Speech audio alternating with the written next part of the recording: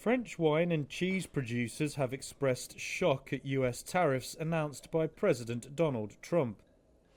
He unveiled a 10% minimum tariff this week on most goods imported to the US, with a higher 20% rate for the European Union.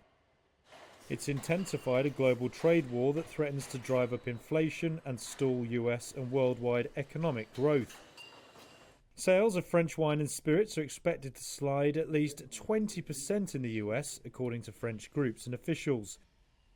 They also warned of mass layoffs in regions like Cognac, where French brandy is produced for export. CEO of Champagne Leclerc-Briand, Frédéric Zaimat, said the Champagne region could also have a real problem if tariffs continue. That would be the end of the US market, and the problem is the American market for the whole of the Champagne region is 25 to 30 million bottles a year.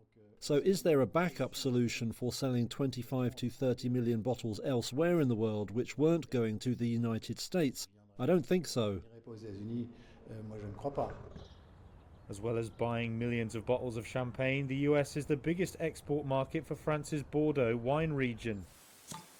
And while a threatened 200% tariff has remained outstanding for now, industry bodies say levies are high enough to hurt the sector. Also, the US market for French dairy products, including cheese, has doubled in the last 15 years. That's according to François-Xavier Houard, head of the French dairy lobby group FNIL. Even though we have been expecting a decision of this kind, and we have already been through this in 2019 with the first Trump administration, because we already had a 25% tariff on top of the 10% in place, and it already struck a blow in our sector. The extent of the countries and products impacted are really a shock to the food sector, and dairy in particular, and French dairy producers.